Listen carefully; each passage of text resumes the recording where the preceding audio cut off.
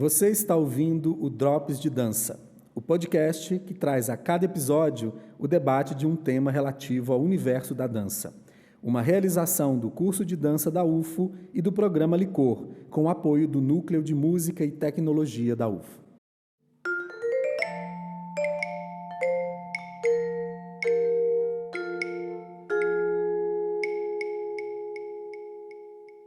Você já parou para pensar por quais práticas corporais ou de dança você já passou? Já pensou em quais influenciaram mais em seu jeito de dançar e de pensar a dança? Como as técnicas de dança aprendidas afetam o modo como você se move e cria?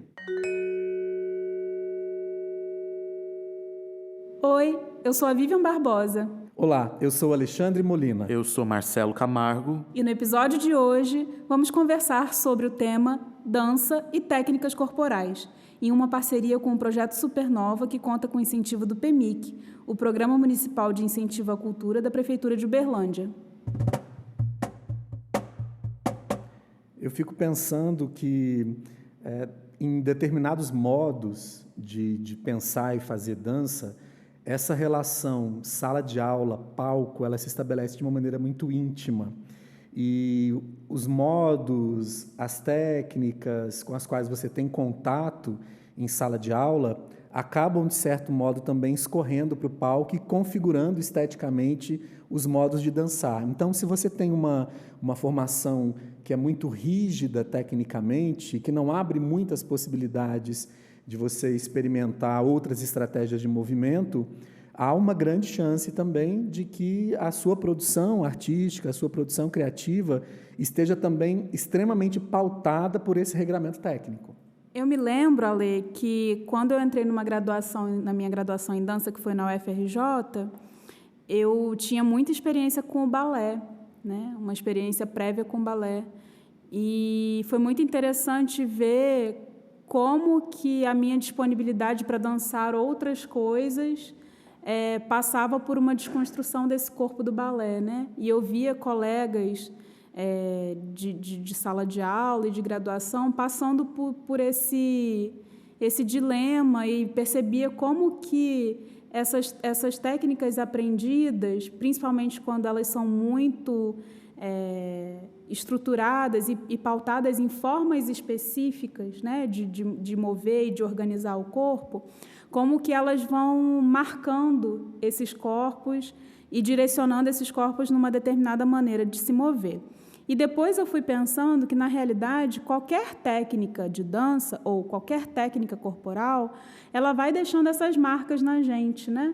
Então, mesmo as técnicas que, em tese, são mais abertas, que são menos rígidas ou menos estruturadas ou organizadas em passos, elas também vão deixando marcas, elas também vão formatando um jeito específico de se mover e de organizar o corpo.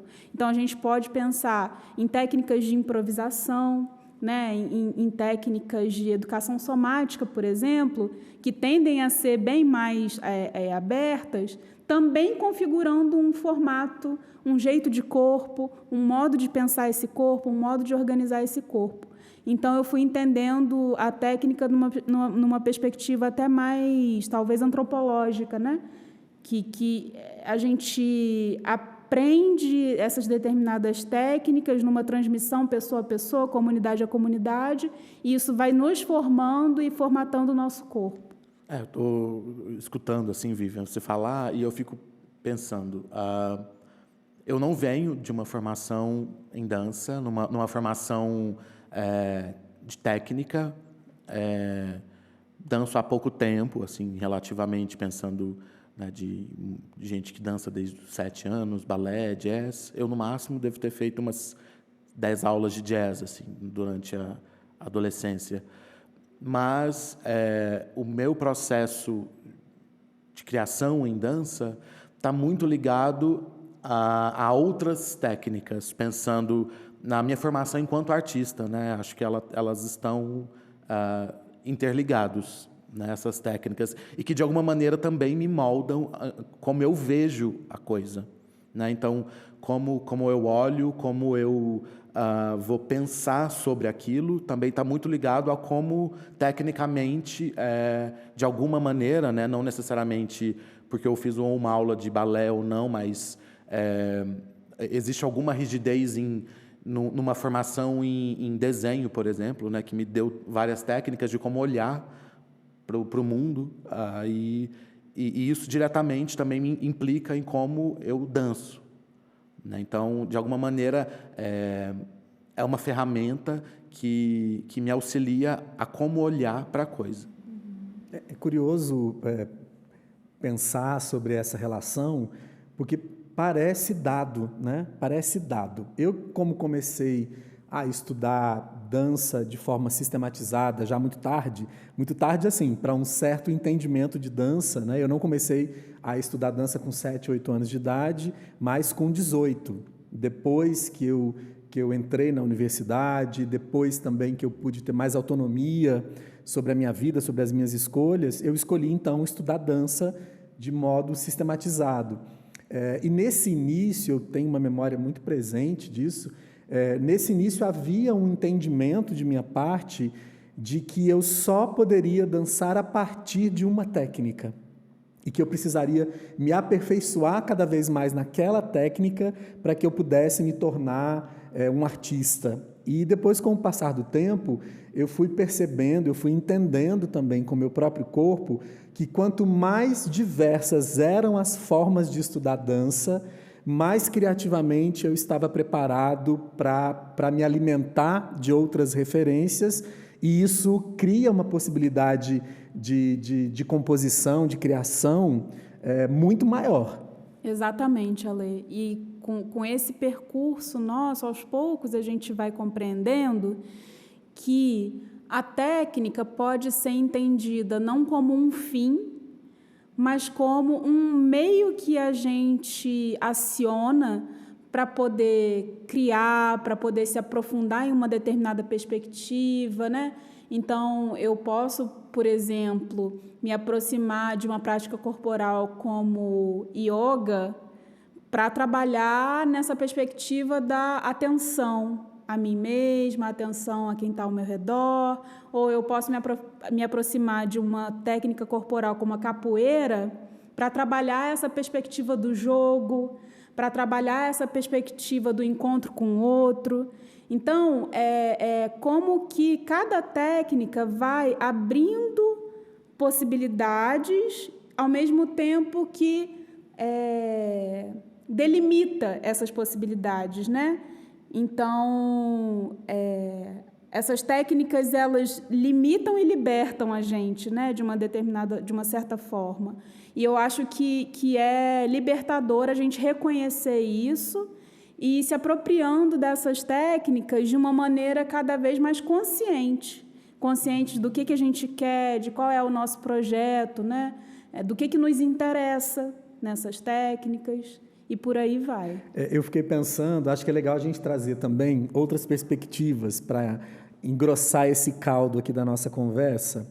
E tem uma citação do livro Frevo para Aprender e Ensinar, da Valéria Vicente e do Giordani de Souza, que diz o seguinte: o ensino de danças com repertórios de movimento não pode ser confundido com a simples transmissão da forma do movimento. Aprender um passo não é apenas repeti-lo. Tem uma coisa interessante nessa citação que fala do caminho, né, de você conhecer o caminho para se chegar num determinado movimento, num determinado passo, e não apenas nessa lógica da cópia e da repetição.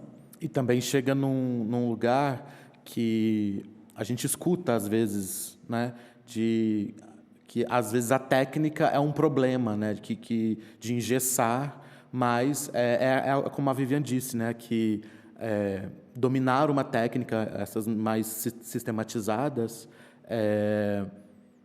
ela te especifica numa técnica, mas ela te abre, dentro desse universo que essa técnica possibilita, esteticamente, a como criar dentro desse micro-universo que essa técnica funciona. Eu não sei como foi na prática de vocês, mas quando eu comecei a estudar dança de forma sistematizada, a sala espelhada era um universo à parte, assim, e eu acho que, de algum modo, essa sala espelhada, ela implementa um modo de ensinar dança, uma metodologia de ensinar dança, que está nessa visão bidimensionalizada do corpo, e que também estabelece um pacto entre uma figura que está ali ensinando, transmitindo aquela informação, e um outro grupo de pessoas que está, de certa forma, aprendendo aquilo, né? E eu sempre fiquei pensando sobre essa relação, e eu me lembro com muita nitidez também da primeira vez em que eu fui para uma sala de aula para fazer uma aula de dança e não tinha espelho. Aquilo para mim foi muito chocante, porque eu ficava procurando alguma coisa que estava faltando, que era essa imagem construída a partir do espelho.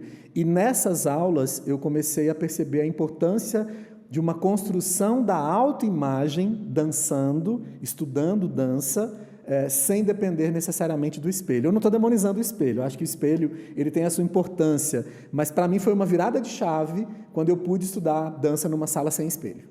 Sim, em algumas circunstâncias o espelho vai ter o seu papel, né, e o seu propósito, a sua justificativa de estar ali presente, né?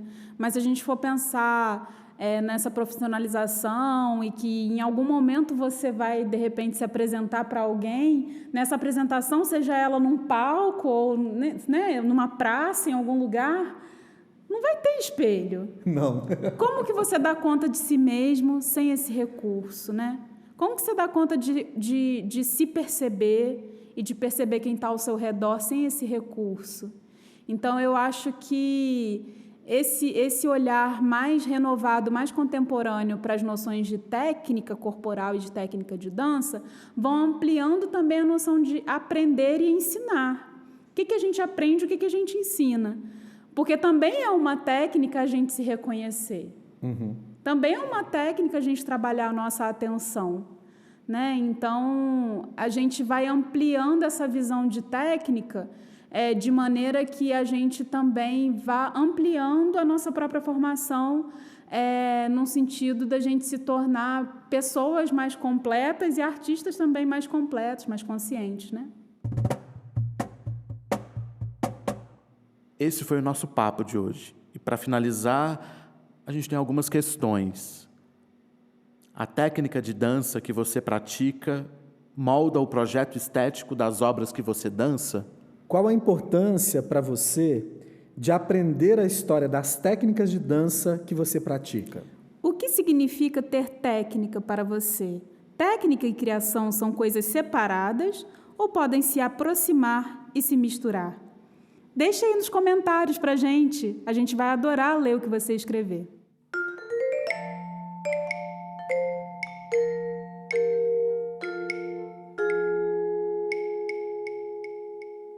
Você acabou de ouvir o Drops de Dança, o podcast que traz a cada episódio o debate de um tema relativo ao universo da dança, com trilha sonora de Lúcio Pereira e Cássio Ribeiro como técnico de áudio.